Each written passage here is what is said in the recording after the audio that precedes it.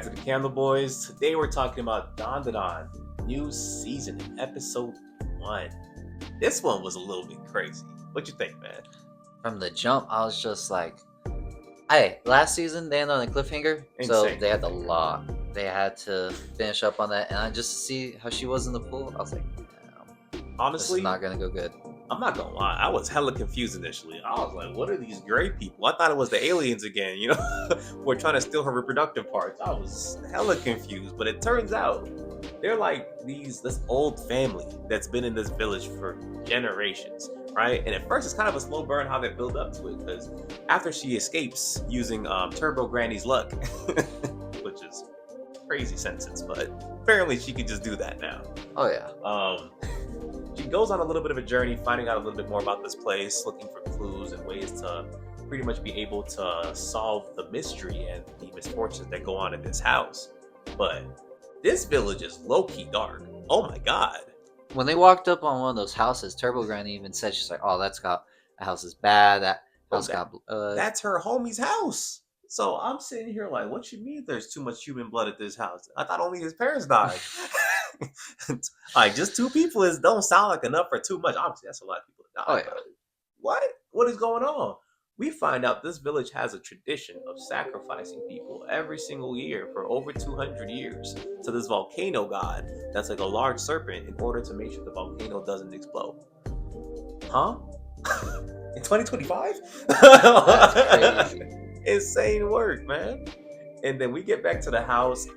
This man, Jin, is over here trying to make sure that they don't, his landlords don't think he's lying to him, because they're essentially giving him free rent, which I thought, I was like, oh, that's cool. You know Oh, that's very kind, especially in this economy. Exactly. Like, this man's parents messed up, you know what I'm saying? His landlord's watching out for him. I thought it was mad wholesome. Little did I know, that rent wasn't free, bro. You were sacrificed.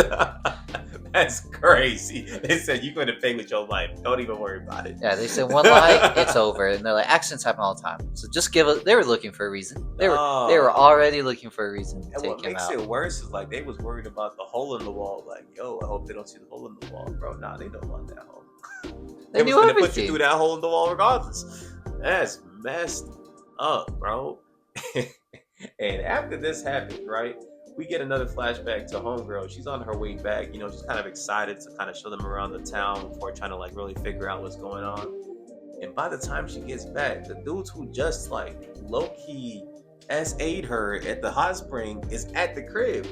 I understand, I'd be pissed. And he'd already knocked out homie because he lied about there not being a girl in the house. Which I'm like, how do they know that? He did answer the door saying Momo.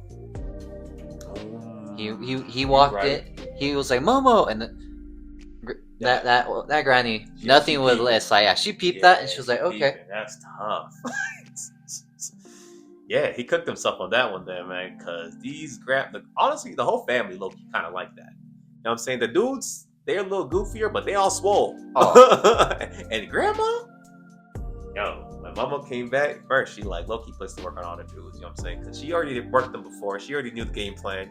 Her and Tobo Grandma took it out. But the grandma of the group, bro, she That had keto combos. family. I ain't even gonna lie, she was hitting them with the little those snake moves. Hey, that's that snake training. Oh, for sure. She was cooking everyone except for Grandma. Grandma was cooking her and put her through the wall, literally. Bro, even blocking, deflecting. I ain't even gonna lie, that was tough. I didn't expect one of the best fights I've seen today to be from a grandmother, but she was definitely cooking. Knocks homegirl through the wall, and then we see like this shrine. It straight up looked like the Sukuna like seal chamber from Jujutsu Kaisen. That's when I knew she was cooked. And we find out that this shrine that we see in the background is the original shrine. So this house was essentially the shrine from way back in the day that they've been sacrificing people at. And their family's been doing it for 200 years. So even after people thought they stopped, they've been cooking all their tenants. Literally. For the last 200 years. This is messed up. You know what I'm saying? And then on top of that, right, we thinking like, okay, that's already bad enough. Okro and them pull up. They're like, nah, like we gotta save her. Because they weren't letting her out of that room. They all fall into this pit, and we find out that not only is it like look like a serpent, but it's actually like a potentially like a earthworm alien. And what about all those houses they had stacked up in there? I was like, okay, so it just eats the entire house whole. knocks it down in there.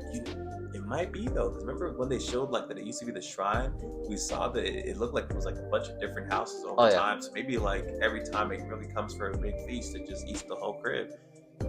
I don't know, man, but it was just it's a messed up story down here. And mind you, they thought they was gonna be straight because like they've been feeding the snake for years. They're like, oh yeah, just make sure you eat them over there. Yeah, they're like, oh, we're the ones that have been feeding you. Don't eat us, eat them. Bro, doing their dance, everything in a circle. And as Snake said, what are y'all talking about? I'm gonna eat what I want to eat. To be honest, I think they played themselves, bro. They was dancing in a perfect circle the size of its mouth, like it was gonna eat them. Like, am I gonna take more or less protein? I'm gonna just take more protein for real. So they got cooked by that. That was already tough as hell. But then after that, they're trying to hide. And mind you, I think that was kind of dumb. Because they just saw the earthworm eat 8 people and break through a house. Why would you go hide in a confined space? I'd be trying to get out. I'd be, all right, let's start time. Let's get out. Yeah, but at least give yourself some room to like run. Like, what do you like, if it comes through like the door in a tiny little room? Like, I feel like you're just cooked. But that's neither here nor there. Because apparently this thing can like either control minds or like subdue people. Because it literally goes and like subdues Okaroon and Homegirl, and then he transforms immediately, and they leave us on another disgusting cliffhanger. What's going on? I know these cliffhangers. I wonder how long they're gonna keep dropping these. I ain't even gonna lie. That kind of pissed me off, but at the same time, I'm really happy it's back. I think it was a good episode, but at the same time, it was a little confusing for me before it started getting really good. So I gotta give this like an 8.5. What about you? Oh, I definitely gotta give it an 8. Yeah, you know what I mean? Because I feel like the first half was a little bit slower, but on the second half, they got me intrigued. And they tied that plot point up really good. So I was like, okay, I gotta see how this one ends. Because this is gonna be crazy. Yeah, for sure. Dandadan is definitely back, and I'm excited. Y'all let us know what y'all think down below, though. And aside from that, like, comment, and subscribe down below. Got y'all. Peace.